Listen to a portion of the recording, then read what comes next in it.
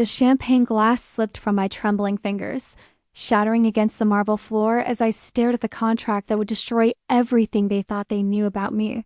20 years of being called a gold digger, 20 years of watching them count my husband's money while I built an empire in the shadows. Hit like and subscribe if you've ever been underestimated by your own family, if you've ever been dismissed as less than you are, if you've ever waited for the perfect moment to show them who you really are. My name is Brynn Morrison. I am 32 years old and I live in Newport Beach, California, in a house that overlooks the Pacific Ocean. Most people assume my husband bought it for me. They're wrong about that, just like they're wrong about everything else.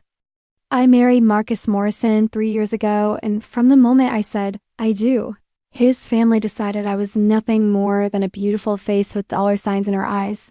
They whispered about me at family dinners, rolled their eyes when I spoke about business, and made it clear that I would never be one of them. Not really. The Morrison family built their fortune in real estate development across Southern California. Old money, they called it, though Marcus's grandfather had actually started with a single apartment building in the 1960s. But 3 generations later, they wore their wealth like armor, and I was the outsider trying to breach their walls. Marcus's mother, Patricia, was the worst of them all. She had this way of looking at me like I was something she'd accidentally stepped in. During our engagement party, I overheard her telling her sister that I was obviously after Marcus's trust fund, and that she gave our marriage 2 years, maximum. She didn't even lower her voice. His sister Caroline was more subtle but equally vicious. She'd make little comments about my clothes, my background, my education.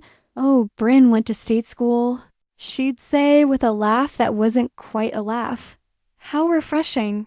She worked at their family's property management company, a position she'd inherited rather than earned, and she never let me forget that I came from nothing. Marcus's father, Robert, was different. He ignored me completely. At family gatherings, he'd talk around me, over me, through me, but never to me. It was as if I didn't exist unless I was serving drinks or agreeing with whatever the men were discussing. When I tried to contribute to conversations about business or investments, he'd literally turn his back to me. But Marcus was different, or so I thought.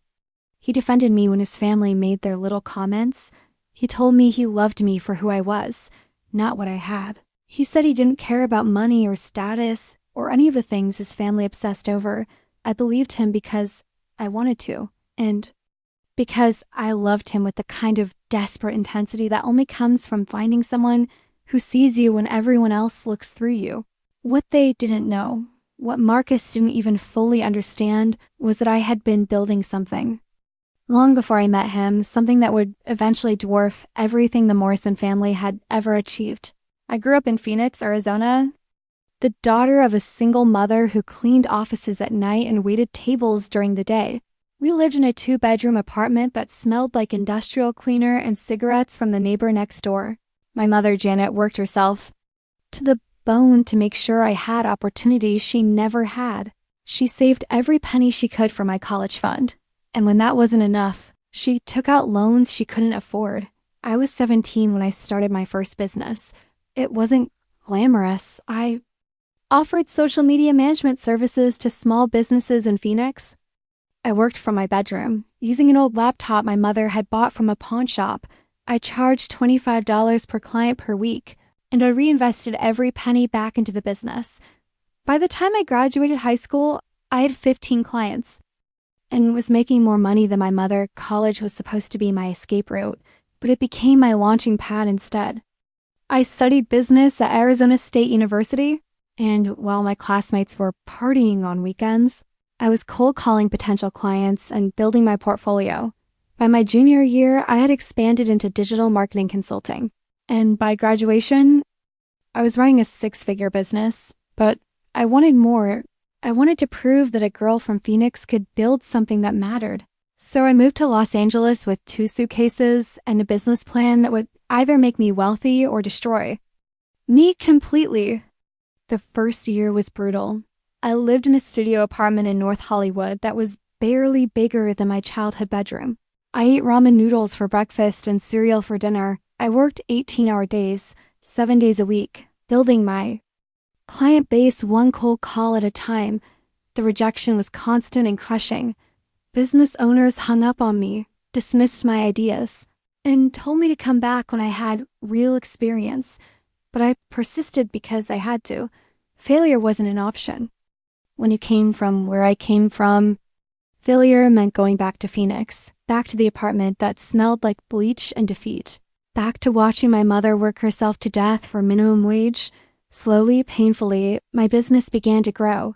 I specialized in helping small to medium-sized businesses improve their online presence and customer acquisition. I wasn't selling dreams or get-rich-quick schemes. I was offering real, measurable results, and word began to spread. By 26, I was running a digital marketing agency with 12 employees and annual revenues approaching $2 million. I had moved into a sleek office in Santa Monica and was working with clients across the country. I was finally making the kind of money that would have seemed impossible when I was eating ramen in North Hollywood. But I wanted more than just a successful service business. I wanted to build something that would generate wealth even while I slept. So I began investing in real estate, starting with a small duplex in Long Beach that I bought with cash from my business profits. The duplex was in rough condition, but I saw potential where others saw problems. I spent my weekends learning how to manage contractors, studying zoning laws, and understanding the local rental market. Within a year, I had renovated the property and was generating positive cash flow from both units. I reinvested those profits into another property, then another. By the time I was 30, I owned 17 rental properties across Los Angeles and Orange County. I was generating over $40,000 per month in passive income from real estate alone, and my marketing agency was consistently profitable. That's when I met Marcus. He was at a charity gala in Beverly Hills, one of those events where wealthy people gather to feel good about themselves while writing tax-deductible checks.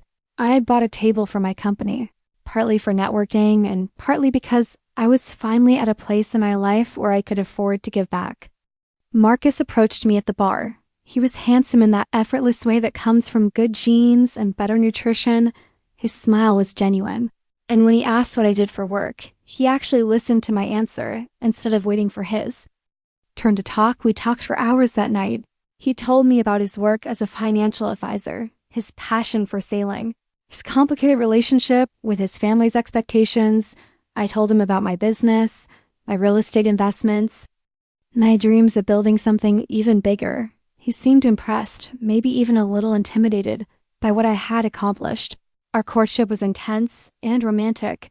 He took me to expensive restaurants where he insisted on paying, even though I probably made more money than he did. He bought me flowers and jewelry and weekend trips to wine country.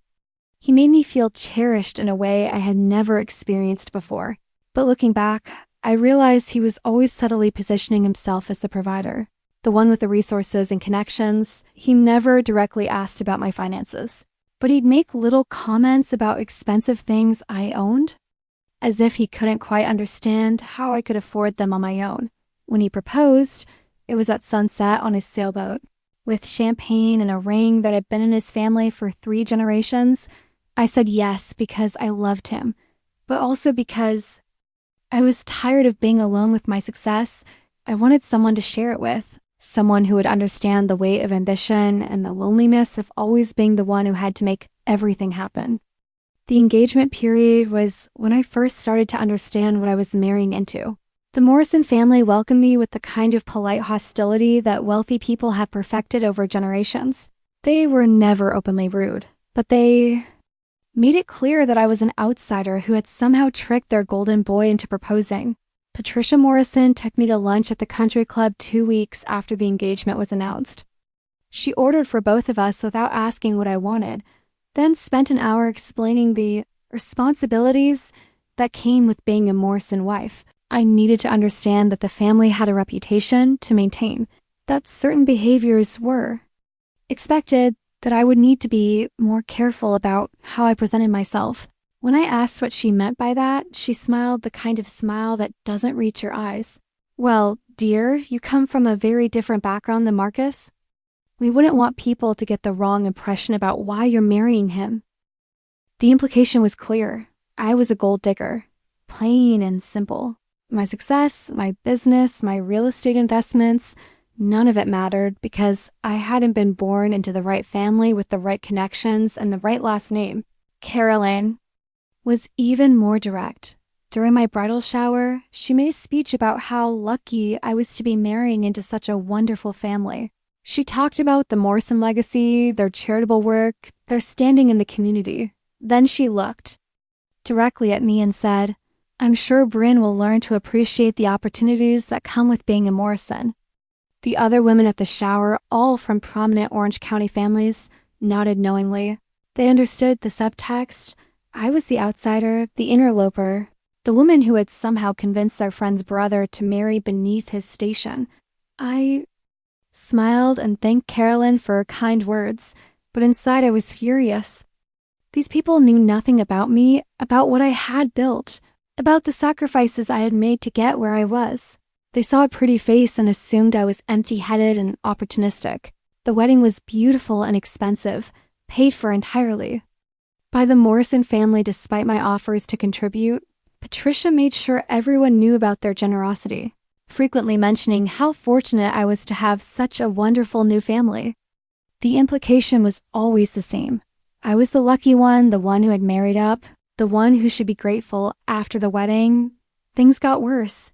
Marcus and I moved into a house in Newport Beach that he said was a wedding gift from his parents. It was stunning 6 bedrooms, ocean views, marble countertops, and a 3-car garage. I was grateful, of course, but I also felt trapped by their generosity. Every time I disagreed with Patricia or Carolyn, I could see them thinking about how ungrateful I was being. The family business meetings were the worst. The Morrisons owned Morrison Properties, a company that developed residential and commercial real estate projects throughout Southern California. Marcus worked there as a financial consultant. Carolyn ran the property management division, and Robert served as CEO. Patricia didn't have an official role, but she attended every meeting and her opinions carried significant weight. I wasn't invited to these meetings initially, but as Marcus's wife, I eventually started attending the monthly family dinners where business was discussed. I would sit quietly, listening to them talk about market trends, investment opportunities, and development projects. When I tried to contribute based on my own real estate experience, they would listen politely and then continue the conversation as if I hadn't spoken. It was during one of these dinners that I learned about their financial situation. Despite their appearance of wealth and success, Morrison Properties was struggling. They had overextended themselves on a luxury condominium project in Irvine, and the market had shifted before they could sell the units. They were carrying significant debt and were having trouble securing additional financing. Robert was discussing the situation with Marcus and Caroline, trying to figure out how to move forward. They needed either a major investor or a buyer for the entire project. The problem was that their reputation in the local real estate community had suffered due to some previous deals that hadn't gone well, and banks were reluctant to extend additional credit. I saw an opportunity. I had been looking for larger investment opportunities, and I had the liquid capital to either invest in or purchase the Irvine project outright. It would be a significant risk, but the potential returns were substantial if handled correctly. I cleared my throat and said, "Have you considered bringing in a private investor?" Robert looked at me like I had suggested something absurd. "We don't need outside investors, Brynn. This is a family business. But if you're having trouble with traditional financing," I continued, "a private investor might be able to move more quickly and with fewer restrictions." Carolyn laughed, not kindly. "Do you know any investors who might be interested, Brynn? Maybe someone from your social media world?" The condescension in her voice was unmistakable. She was mocking me, dismissing my suggestion as naive and irrelevant. Marcus squeezed my hand under the table, a gesture that was probably meant to be supportive but felt more like a warning to stay quiet. "Actually," I said, keeping my voice steady, "I might be able to help." The silence that followed was deafening. Patricia set down her wine glass and stared at me. Robert's expression was somewhere between confusion and annoyance. Caroline looked like she was trying not to laugh. "What do you mean?" Patricia asked, her voice carefully controlled. "I mean, I have capital available for real estate investments. I might be interested in the Irvine project, depending on the terms. Robert shook his head. Brynn, this is a $20 million project. We're not talking about buying a condo or flipping a house. His tone was patronizing, as if he was explaining something to a child. I felt my face flush with anger, but I kept my expression neutral. I understand the scale, I said. I have experience. With commercial real estate investments, what kind of experience? Carolyn asked, her tone skeptical. I took a breath. This was the moment I had been avoiding since I married Marcus. I had never fully disclosed the extent of my business success or real estate portfolio to his family. Marcus knew I was doing. Well, but even he didn't understand the full scope of what I had built. I own a digital marketing agency that generates about $3 million in annual revenue. I said, I also have a real estate portfolio of 23 properties across Los Angeles and Orange County, with a combined value of approximately $15 million. The silence that followed was different from before. This wasn't dismissive, it was stunned. Patricia was the first to recover. That's very impressive, dear. But paper wealth and liquid capital are two different things. I have approximately $8 million in liquid assets, I said quietly. Cash and short-term investments. Roberts. Fork clattered against his plate. Marcus was staring at me like I had just confessed to being a spy. Caroline's mouth was slightly open. You have $8 million in cash? Patricia asked, her voice strained. Yes. And you never mentioned this before because I looked around the table at their shocked faces. Because every time I try to discuss business or money, I'm dismissed or ignored. Because you've all made it clear that you think I'm here for Marcus's money. Because I was tired of defending my success to people who had already decided I was worthless. The dinner ended awkwardly with stilted conversation and long silences. Marcus and I drove home without speaking, the tension in the car thick enough to cut with a knife. When we got home, Marcus poured himself a scotch and sat down heavily on our couch. Why didn't you tell me about the money? I did tell you, you just didn't listen. $8 million, Brynn? That's not the kind of thing you just mentioned in passing.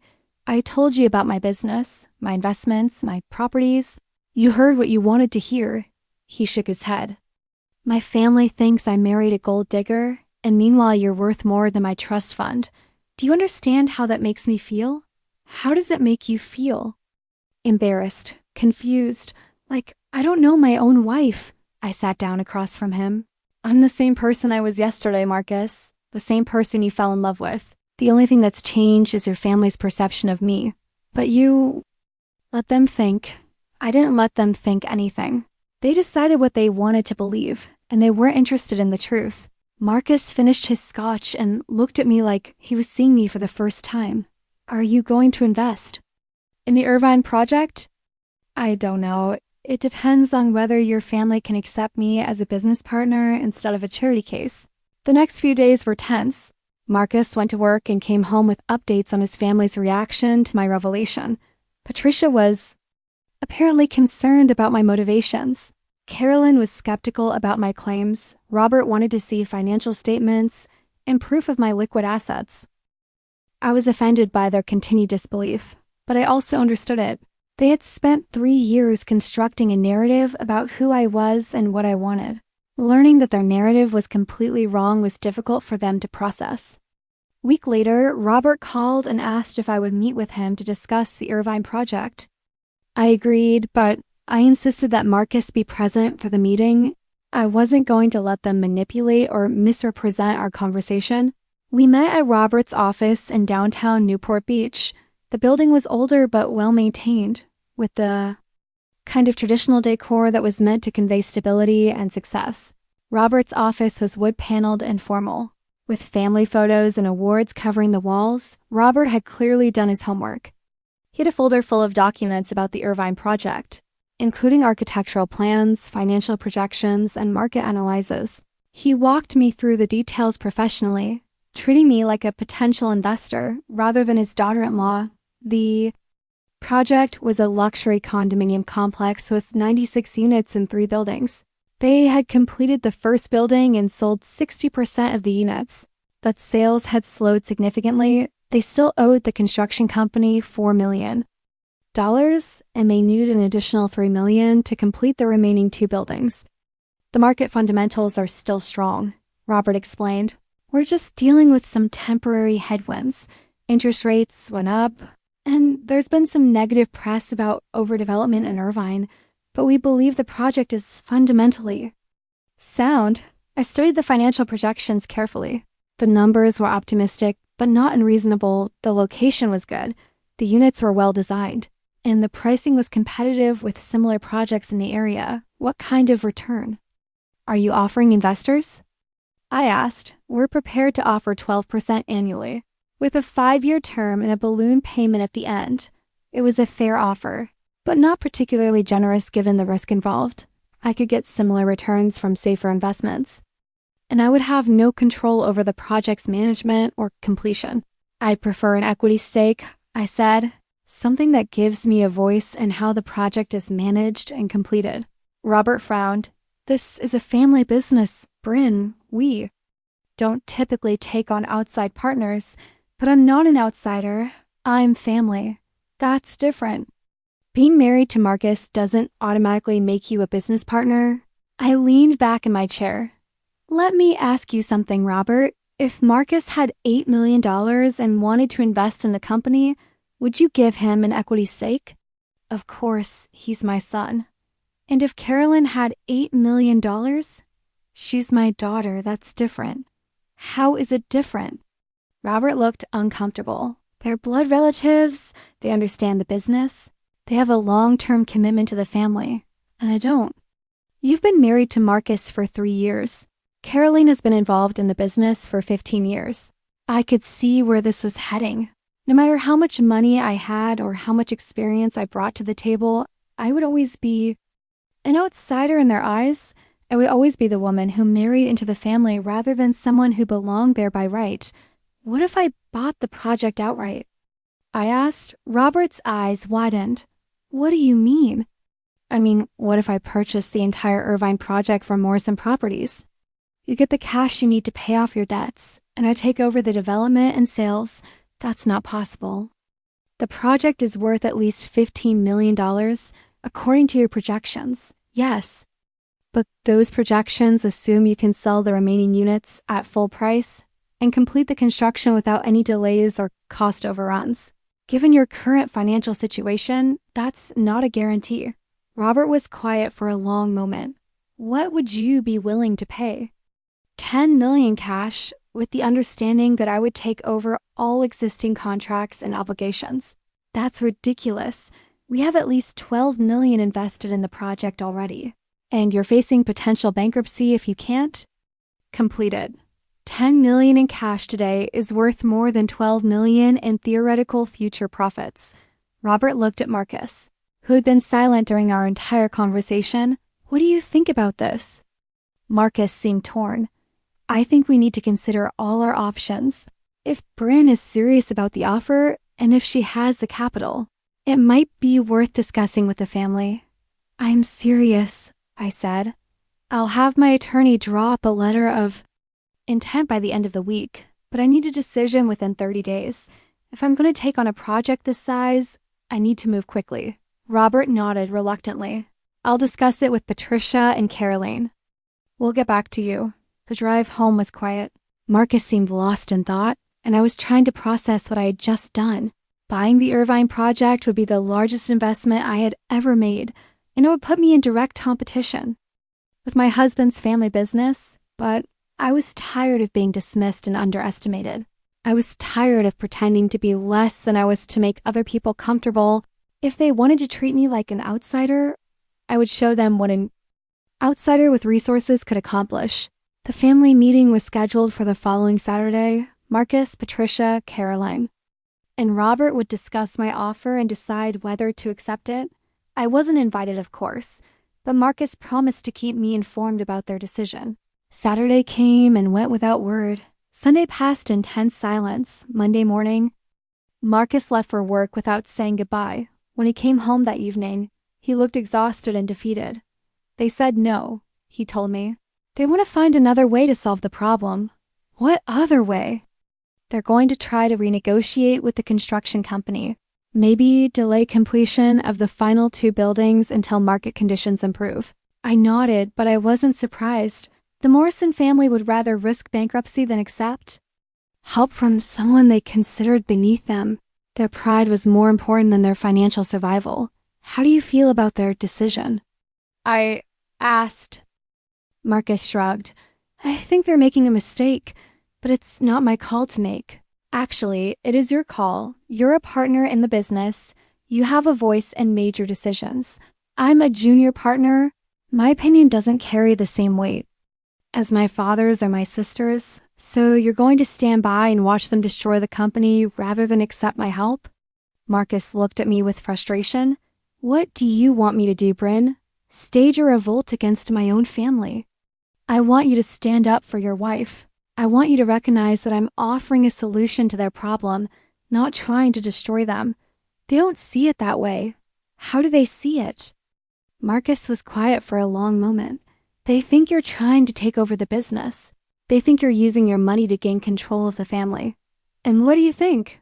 I think you're angry and hurt, and you're using your money to prove a point.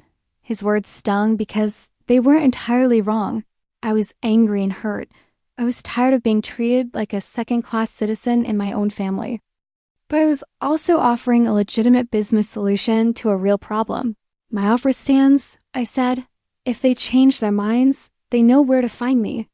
3 weeks later, they changed their minds. The construction company had refused to renegotiate their contract and was threatening to file a lien against the property. The bank had rejected their request for additional financing. They were facing a deadline of 30 days to either pay their debts or enter bankruptcy proceedings. Robert called me on a Tuesday afternoon. His voice was strained but professional. Brynn, I'd like to discuss your offer for the Irvine project. My offer was for $10 million, I said.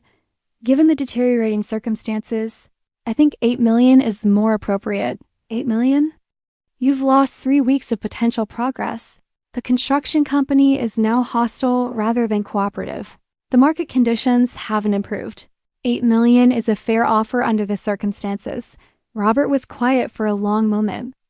I need to discuss this with the family. You have 24 hours after that? I'm withdrawing my offer and pursuing other investments. I wasn't bluffing. I had identified several other properties that were potentially more profitable and less complicated than the Irvine project. The Morrison family's stubbornness was costing them money and options. The next day, Robert called to accept my offer, $8 million for the entire Irvine project, including all contracts, obligations, and remaining inventory. We would close within 2 weeks, and I would take immediate control of the development and sales process. The closing was handled by attorneys and conducted in a conference room at a law firm in downtown Los Angeles. Patricia, Carolyn, and Robert were present, along with Marcus and me. The atmosphere was tense and formal, with minimal conversation beyond what was necessary to complete the transaction. When the documents were signed and the wire transfer confirmed, Robert shook my hand and said, I hope you know what you're doing. Brynn, I do, I replied. I hope you find a way to move forward with your other projects. Patricia said nothing. Carolyn avoided eye contact. Marcus seemed relieved that the whole ordeal was over. As we left the law firm, I felt a mixture of excitement and apprehension. I had just made the largest investment of my life, and I was now solely responsible for completing a project that had nearly bankrupted an established real estate company. But I also felt something else. Validation. For the first time since I had married Marcus, I was being treated as an equal rather than an appendage. I had money, I had control. And I had the opportunity to prove that I was more than just a pretty face who had married well. The first thing I did was hire my own construction manager and sales team. I wasn't going to rely on the Morrison family's contractors or marketing strategies. I wanted people who reported directly to me and who understood that I was the decision maker on the project. The second thing I did was rebrand the development. The Morrison family had called it the Irvine Collection, which sounded generic and uninspired. I renamed it Meridian Irvine and developed a new marketing campaign that emphasized luxury. exclusivity, and modern design.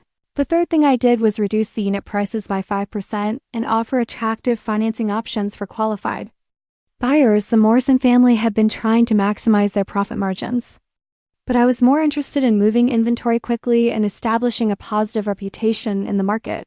The strategy worked. Within 3 months, I'd sold all of the remaining units in the first building and had a waiting list for the second building. The construction was proceeding on schedule, and the project was generating positive cash flow, but success came with a price.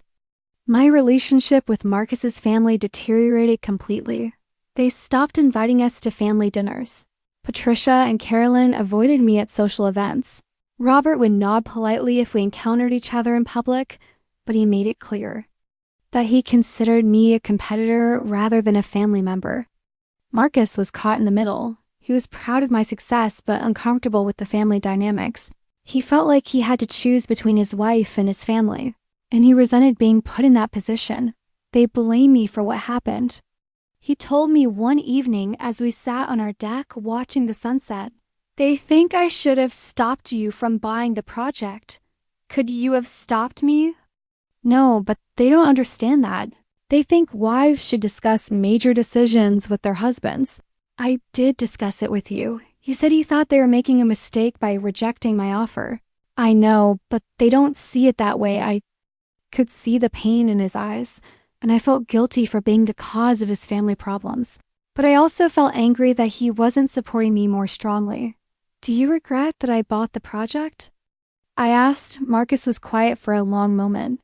"I regret that it had to come to this. I regret that my family couldn't see what I see in you. I regret that money and business have become more important than relationships." Money and business didn't become important. They were always important to your family. The difference is that now I have money and business success, and they can't ignore it.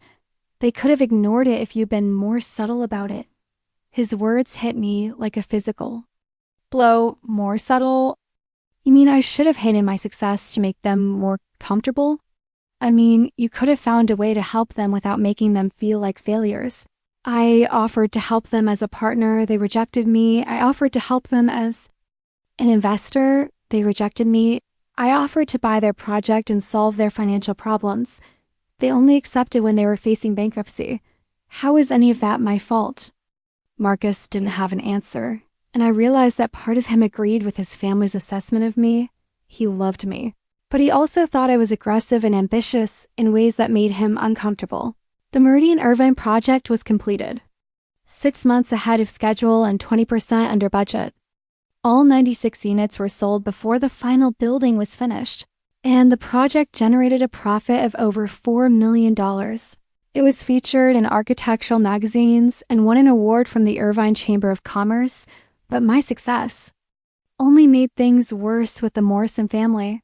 They saw my achievement as a direct rebuke of their abilities and judgment. They had failed where I had succeeded, and they couldn't forgive me for exposing their limitations. The breaking point came at Caroline's birthday party. It was held at the country club, and the entire extended Morrison family was invited. I had been dreading the event, but Marcus insisted that we attend. The party was elegant and expensive, with an open bar and a string quartet. Carolyn was holding court near the gift table, accepting congratulations and compliments from the other guests. She looked beautiful in a designer dress that probably cost more than most people's monthly salary. I approached her to offer my birthday wishes and to give her the gift I had selected, a beautiful silk scarf from a boutique in Beverly Hills. She accepted the gift politely but coolly, and I could see the strain in her smile. "Thank you, Brynn. That's very thoughtful. I hope you have a wonderful birthday, Carolyn." "I'm sure I will. It's nice to celebrate with people who actually care about family." The comment was clearly directed at me, but I chose to ignore it. I was tired of engaging with their passive-aggressive comments and subtle insults. I moved toward the bar to get a drink, but I overheard Carolyn talking to a group of her friends. She was speaking in a voice that was just loud enough for me to hear, which I'm sure was intentional. "It's so sad what's happened to our family business," she was saying. "We built Morrison Properties over 3 generations, and now it's been destroyed by greed and opportunism. One of her friends asked what she meant. Well, let's just say that some people are more interested in making money than in preserving family traditions. Some people see every relationship as a business opportunity. Another friend glanced in my direction and then back at Carolyn. That must be very difficult for you. It is. But you learn who your real friends are during difficult times. You learn who values relationships over profit. I felt my face flush with anger, but I forced myself to remain calm. I ordered a glass of wine and tried to focus on the conversation Marcus was having with his cousin about sailing. But Carolyn wasn't finished. A few minutes later, she raised her voice to address the entire party. I want to thank everyone for coming tonight to celebrate my birthday.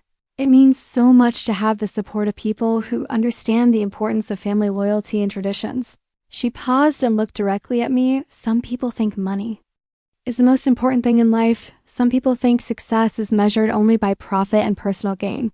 But I believe that character and integrity are more valuable than any amount of money. The room had gone quiet. Everyone was looking at Carolyn, then at me, then back at Carolyn. Marcus had stopped mid-sentence and was staring at his sister with shock and embarrassment. Carolyn, Patricia said quietly, "Perhaps we should." No. Mother, I think this needs to be said. We've all been walking on eggshells, pretending that everything is fine, but it's not fine. Our family business is in ruins. And we're supposed to smile and pretend it's a cause for celebration. I set down my wine glass and walked toward Caroline. The room was completely silent now, and I could feel everyone's eyes on me. "Carolyn," I said quietly, "I think you've had too much to drink. Maybe we should continue this conversation privately." "I'm not drunk, Brynn. I'm just tired of pretending that what you did was acceptable. You destroyed our family's business and then expected us to be grateful for it." "I didn't destroy anything. I bought a failing project and turned it into a success. Your family's business problems existed long before I came along. You manipulated the situation for your own benefit. You pretended to be a loving wife while you were planning to take over our company. I never tried to take over your company. I offered to help, and when you rejected my help, I found another way to solve the problem. By stealing our project. By buying it at a fair price when you were facing bankruptcy." Caroline's face was red with anger and wine. "You're nothing but a gold digger who got lucky with some investments. You don't belong in our family. And you never will." The silence that followed was deafening. I could hear my own heartbeat and the sound of ice clinking in someone's glass. Marcus was standing frozen between his wife and his sister, his face pale with shock and embarrassment. I looked around the room at the faces staring back at me. These were people I had known for 3 years, people I had tried to impress and befriend. They were all waiting to see how I would respond to Caroline's public humiliation. I could have screamed. I could have thrown my wine glass against the wall. I could have listed every business failure and financial mistake the Morrison family had made over the past 5 years. But I didn't. Instead, I smiled the kind of smile that doesn't reach your eyes.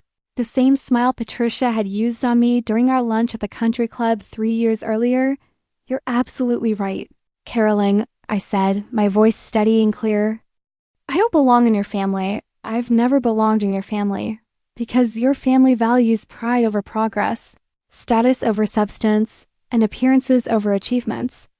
I paused and looked directly at Patricia, then at Robert, then back at Carolyn.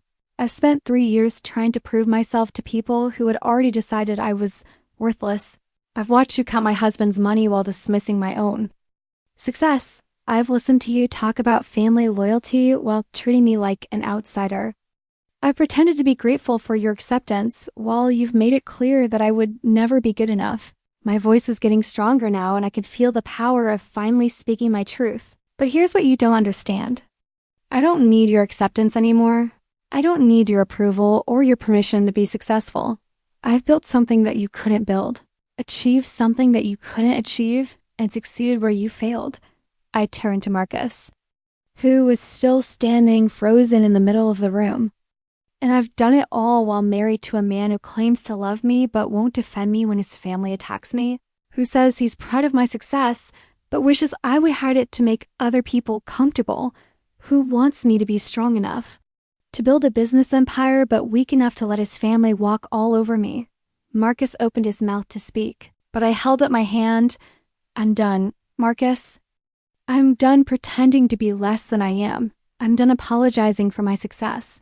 I'm done being the outsider in my own marriage. I looked back at Carolyn, who was staring at me with a mixture of shock and fury. You want to know what a real gold digger looks like, Caroline? A real gold digger lives off other people's money without contributing anything of value. A real gold digger takes credit for achievements they didn't earn. A real gold digger destroys what other people have built instead of building something themselves. I paused and let my words sink in. I'm not a gold digger, Caroline. I'm the gold mine, and you've just lost access to it. I walked toward the exit, my heels clicking against the marble floor. The room remained silent except for the sound of my footsteps. I could feel everyone watching me. But I didn't turn around. As I reached the door, I heard Marcus call my name. I stopped but didn't turn around. Brynn, wait, please. I looked back at him over my shoulder. I'll be at the house packing my things. Your family got what they wanted. They got rid of me. I left the country club and drove home in silence. My hands were shaking slightly from adrenaline, but I felt strangely calm for the first time in 3 years. I had spoken my truth without worrying about the consequences. The house felt different when I walked in. It was still beautiful, still expensive, still impressive, but it no longer felt like home. It felt like a prison I had been trying to escape. Without realizing it, I went upstairs to our bedroom and pulled out my suitcases. I had been packing for less than an hour when I heard Marcus's car in the driveway. He came upstairs and found me folding clothes into a suitcase. You can't just leave, he said. We're married, we took vows. I took vows to love, honor, and cherish you. You took vows to forsake all others and cleave only to me. Which one of us broke our vows first? I never cheated on you, Brynn. You cheated on me with your family. Every time you chose their comfort over my dignity, every time you let them insult me without defending me, every time you asked me to be smaller so they could feel bigger, Marcus sat down on the bed and put his head in his hands. I love you. I've always loved you. I know you do, but you love them more, and you love your place in their world more than you love our marriage. That's not true. Then why didn't you defend? Tonight. Why didn't you tell Carolyn that she was wrong about me? Why didn't you stand up for your wife? Marcus was quiet for a long moment, because part of me wondered if she was right. Part of me wondered if you bought the Irvine project to prove a point rather than to help my family. His honesty was painful but not surprising. I had suspected for months that he harbored doubts about my motivations. I bought the Irvine project because I saw an opportunity to invest in something that could be profitable. I offered to help your family because I loved you and wanted to be part of your world. When they rejected my help, I found another way to solve the problem that benefited everyone. But you knew it would hurt their pride. Their pride was more important to them than their financial survival. That's their choice, not mine. I continued packing while Marcus sat in silence. I could feel him watching me, trying to find the words that would make me stay. But there weren't any words that could fix what had been broken. Where will you go? He asked finally. I have a condo in Santa Monica. I'll stay there while I figure out what comes next. And our marriage? I don't know, Marcus. I need time to think about whether we can build something together that doesn't require me to diminish myself. I finished packing and carried my suitcases downstairs. Marcus followed me but didn't try to stop me from leaving. At the door, I turned back to him. I want you to know that I never wanted to hurt your family. I wanted to help them. I wanted to be part of something bigger than myself, but I'm not going to sacrifice my dignity or my success to make other people comfortable. I know, he said quietly. I'm sorry it came to this. I'm sorry too. I drove to my Santa Monica condo, a property I had purchased 2 years earlier as an investment but had never lived in. It was smaller than the Newport Beach house, but it was mine, paid for with money I had earned through my own efforts. I spent the next few days in a strange kind of limbo. I went to work, managed my properties, and tried to establish some kind of normal routine. But I felt disconnected from everything, as if I was watching my life from a distance. Marcus called several times, but I didn't answer. I wasn't ready to talk to him yet. I needed time to process what had happened and to figure out what I wanted to do next. A week after I left, I received an unexpected visitor. Brynn Morrison was standing at my door dressed in an expensive suit and carrying a designer handbag. She looked uncomfortable and slightly nervous. "Hello, Brynn. I was hoping we could talk." I invited her in and offered her coffee, which she declined. We sat in my living room, and I waited for her to explain why she was there. "I want to apologize for Caroline's behavior at the party," she said. "She was drunk and emotional, and she said things that were inappropriate and hurtful. Caroline said what your family has been thinking for 3 years. She just said it out loud." Patricia shifted uncomfortably. "That's not true.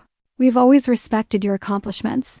"No, you haven't. You've dismissed them, minimized them, and attributed them to luck rather than skill. You've treated me like a trophy wife while I was building a business empire.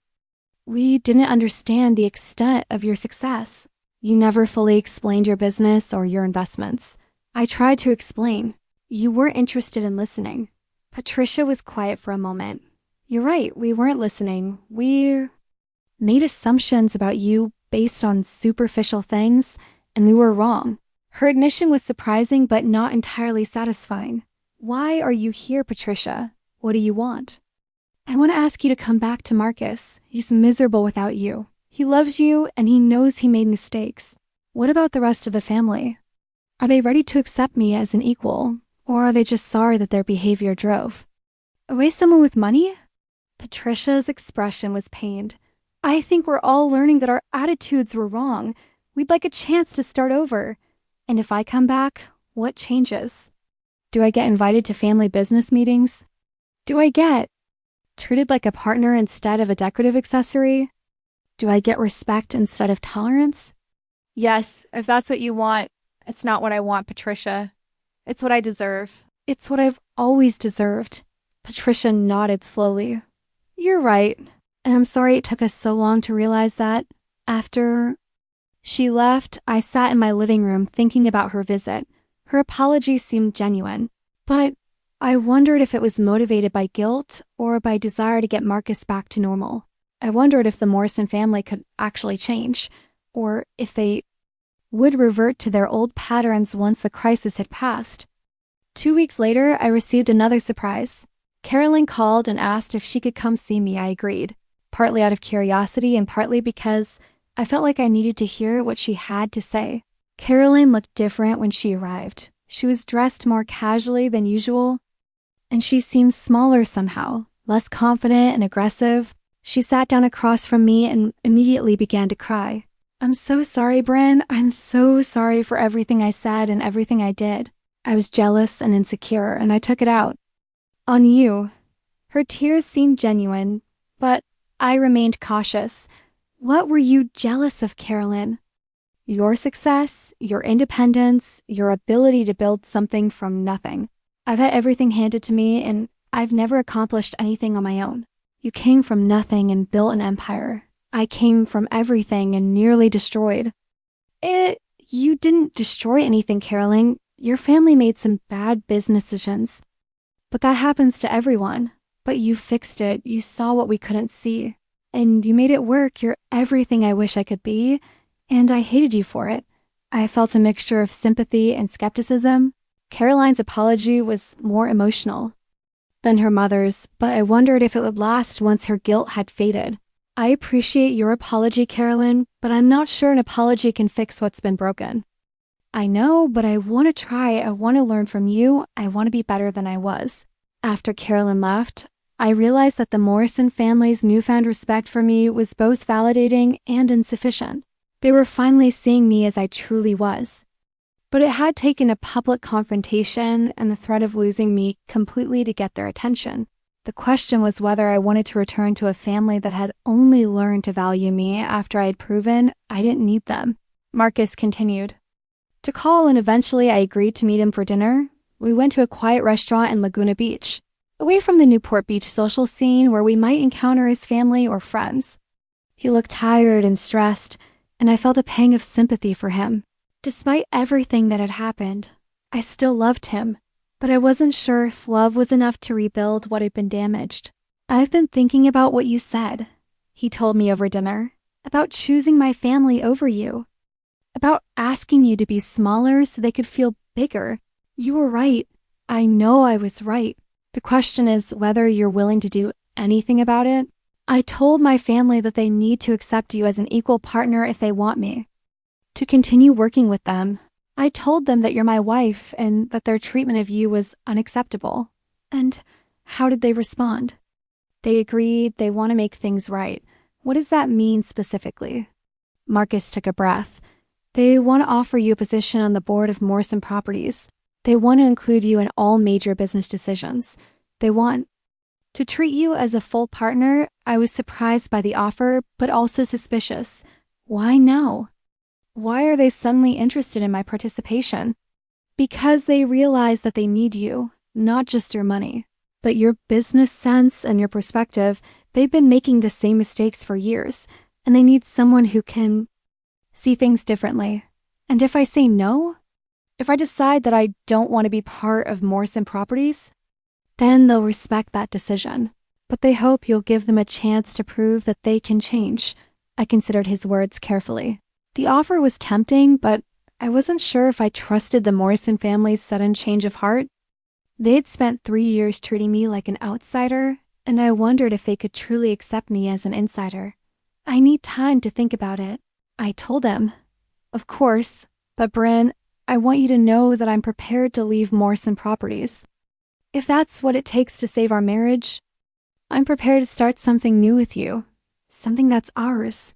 His offer was unexpected and touching. For 3 years, I felt like I was competing with his family for his loyalty. Hearing him say that he was willing to choose me over them was both validating and liberating. You don't have to choose between me and your family, Marcus, but you do have to choose between the old way of doing things and a new way. You have to choose between keeping me in a box and letting me be who I really am. I choose you. I choose us. One choose building something together that doesn't require either of us to be less than we are. Over the following weeks, Marcus and I began to slowly rebuild our relationship. We went to couples therapy where we talked about communication, boundaries, and expectations. We had difficult conversations about money, power, and family dynamics. I also met with Robert, Patricia, and Carolyn to discuss the possibility of joining Morrison Properties as a partner. The conversations were awkward at first, but gradually they became more productive and respectful. I agreed to join the company, but with conditions. I would have an equal voice in all major decisions. I would be responsible for identifying new investment opportunities and managing the company's financial strategy. I would be treated as a full partner, not as Marcus's wife who happened to have opinions about business.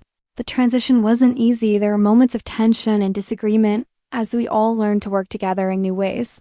But gradually, we began to find our rhythm. As a team, my first major project was identifying and acquiring a distressed office building in downtown Los Angeles. The building was in bankruptcy, and the previous owners had let it deteriorate significantly. But I saw potential in the location and the underlying structure. I presented the opportunity to the Morrison Properties Board, which now included me. As a full voting member, I explained my vision for renovating the building and repositioning it as a modern office complex for tech companies and creative businesses. The project was successful beyond our expectations. We completed the renovation under budget and ahead of schedule, and we were able to lease the space to high-quality tenants at premium rates. The building became a showcase for Morrison Properties' capabilities and helped establish us as a serious player in the commercial real estate market. But more importantly, the project proved that I could contribute to the family business in meaningful ways. I wasn't just someone with money to invest. I was someone with vision, skills, and the ability to execute complex projects.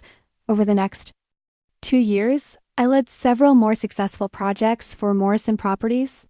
We developed a luxury apartment complex in Santa Monica, renovated a historic hotel in San Diego, and acquired a portfolio of retail properties in Orange County. The company's revenue grew by 60% during my first 2 years as a partner, and our reputation in the Southern California real estate market improved dramatically. We were featured in industry publications and won several awards for our projects. But the most significant change wasn't in our business performance. It was in our family dynamics. Patricia began asking for my advice on investment decisions and marketing strategies. Carolyn started including me in conversations about property management and tenant relations. Robert treated me as a colleague. Rather than a tolerated in-law, Marcus and I also found our way back to each other. We learned to communicate more openly about our expectations and boundaries. We learned to support each other's ambitions without feeling threatened by each other's. Success. The therapy helped us understand that our problems hadn't really been about money or business. They had been about respect and recognition. I needed to feel valued for who I was, not dismissed for who I wasn't. Marcus had needed to feel like he could be loyal to both his wife and his family without having to choose between them. One evening, about 2 years after I had rejoined the family, we were having dinner at Patricia and Robert's house. It was a casual family gathering, the kind of evening that had once been so stressful for me. Carolyn was telling us about a new property management software system she was implementing. Patricia was asking for my opinion on a marketing campaign for one of our residential developments. Robert was discussing a potential partnership with a construction company. I realized that I was no longer the outsider looking in. I was part of the conversation, part of the decision-making process, part of the family. Not because I had married Marcus, but because I had earned my place through my contributions and achievements. After dinner, Patricia pulled me aside for a private conversation. "I want to thank you for giving us a second chance," she said. "I know we didn't deserve it, and I know it couldn't have been easy for you." "It wasn't easy," I admitted, "but I'm glad we found a way to make it work.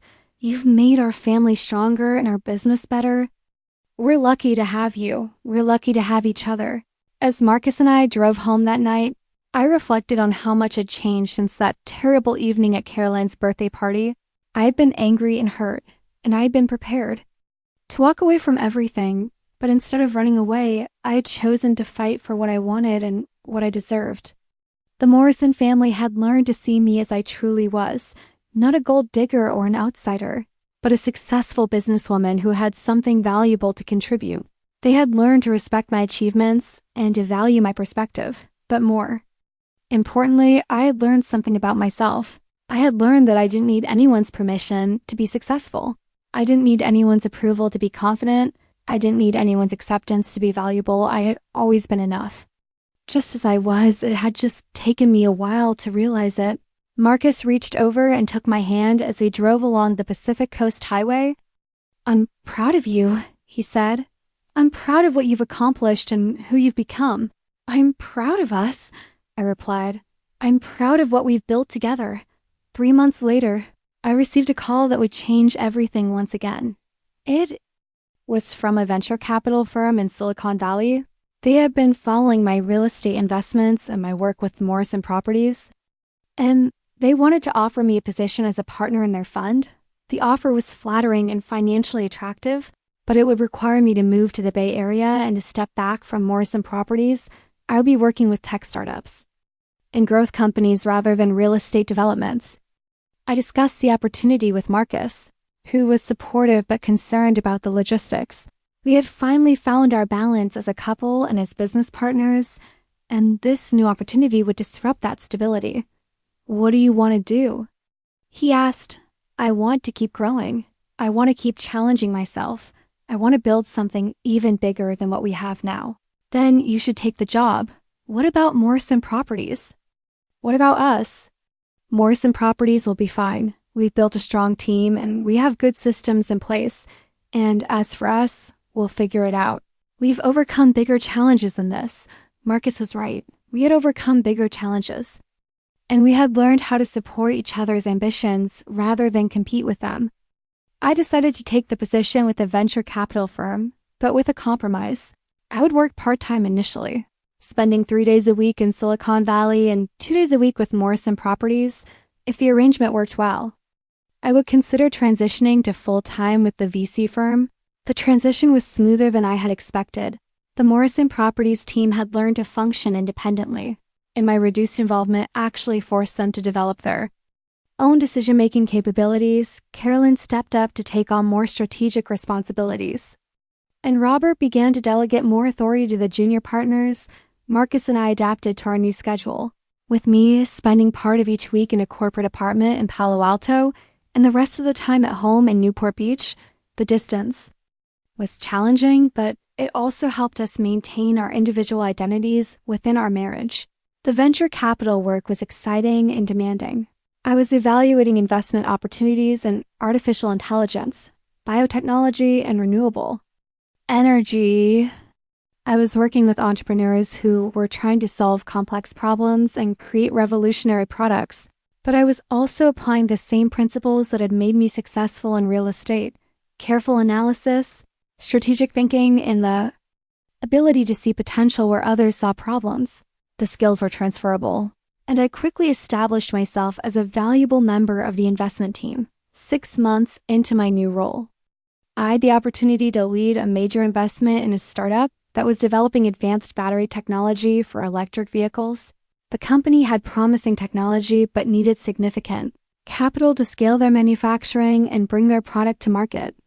I spent weeks analyzing the company's business model, technical capabilities, and market potential. I met with the founders, toured their facilities, and consulted with industry experts. I was convinced that the company had the potential to become a major player in the clean energy revolution. The investment was the largest I had ever made, and it was also the riskiest. The technology was unproven at scale. The market was highly competitive, and the regulatory environment was uncertain.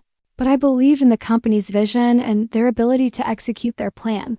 2 years later, the company was acquired by a major automotive manufacturer for 15 times our original investment. My share of the profits was over $50 million, more money than I had ever imagined having. But more importantly, the success established me as a serious player in the venture capital world. I was invited to join the boards of several portfolio companies, and I began to receive calls from entrepreneurs who wanted me to invest in their startups. I had gone from being dismissed as a gold digger to being recognized as one of the most successful investors on the West Coast.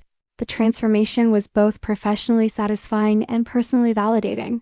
Marcus and I celebrated the success with a trip to Europe, something we had been planning for years but had never found time to do. We spent 2 weeks touring Italy and France, staying in beautiful hotels and eating at world-class restaurants. But the best part of the trip was the conversations we had about our future. We talked about our dreams, our goals, and our plans for the next phase of our lives. We talked about having children, about building a foundation to support education and entrepreneurship, about creating a legacy that would outlast both of us. "I'm proud of who we've become," Marcus told me as we sat on a terrace overlooking the Mediterranean Sea. "I'm proud of what we've built together and what we've learned about each other." "I'm proud of us too," I replied. "But I'm even more excited about what we're going to build next." When we returned from Europe, I made a decision that surprised everyone, including myself. I decided to start my own venture capital fund, focused specifically on investing in companies founded by women and underrepresented minorities. The decision was partly business and partly personal. I'd seen how difficult it was for entrepreneurs from non-traditional backgrounds to access capital and mentorship.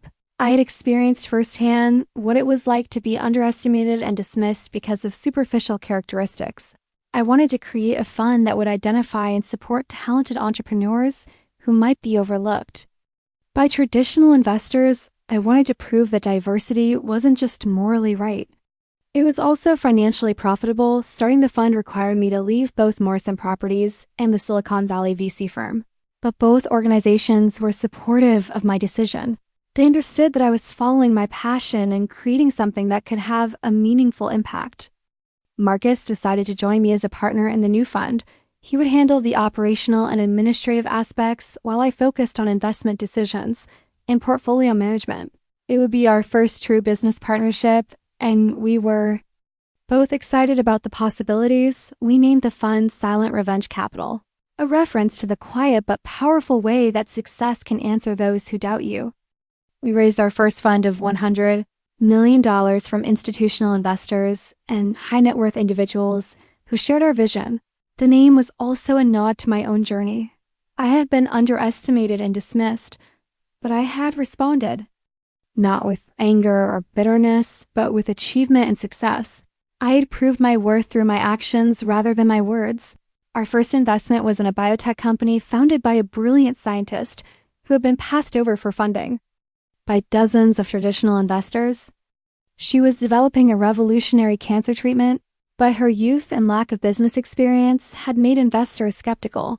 We believed in her vision and her capabilities, and we provided not just capital, but also mentorship and strategic guidance. The company's treatment proved to be highly effective in clinical trials, and the company was eventually acquired by a major pharmaceutical company for over $2 billion. The success of that investment, and several others like it, established Silent Revenge Capital as a serious player in the venture capital industry.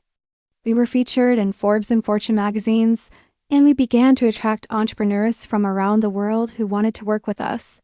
But the most satisfying part of building the fund wasn't the financial returns or the media attention. It was the knowledge that we were helping talented people achieve their dreams, and that we were proving that diversity and inclusion weren't just nice ideals, they were smart business strategies. 5 years after starting Silent Revenge Capital, we had invested in over 40 companies and had generated returns that exceeded the performance of most traditional venture capital funds. We had helped create thousands of jobs and had supported the development of technologies that were making the world better. The Morrison family, who had once dismissed me as a gold digger, now sought my advice on their own investment decisions. Carolyn had started her own real estate development company and regularly consulted with me about financing and strategy. Patricia had become one of my biggest supporters and often introduced me to potential investors for our fund. Robert had perhaps changed the most. He had gone from ignoring me completely to treating me as a peer and a mentor. He often said that my success had inspired him to think differently about business and about people. But the most important change was in my relationship with Marcus. We had learned to be true partners in every sense of the word, supporting each other's ambitions, celebrating each other's successes, and building something together that was greater than what either of us could have achieved alone. We had also learned to communicate more openly and honestly about our feelings and expectations. We had learned to resolve conflicts without letting them fester, and we had learned to maintain our individual identities within our marriage. One evening, as we sat in our office reviewing potential investments for our fund, Marcus looked up from his laptop and smiled at me. "Do you ever think about what would have happened if you hadn't spoken up at Caroline's birthday party?" he asked. "Sometimes," I replied, "but I think something would have forced the issue eventually. The tension was too great to sustain indefinitely. I'm glad it happened the way it did. I'm glad you found the courage to speak your truth. I'm glad you found the courage to support me." We continued working in comfortable silence, reviewing business plans and financial projections, but I was thinking about the journey that had brought us to this point. I had started as a young woman from Phoenix with nothing but ambition and determination. I had built a business, created wealth, and established myself as a successful entrepreneur. I had married into a family that initially rejected me, but I had eventually earned their respect and acceptance. I had been called a gold digger by people who didn't understand that I was actually the gold mine. I had been dismissed and underestimated by people who confused external appearances with internal capabilities.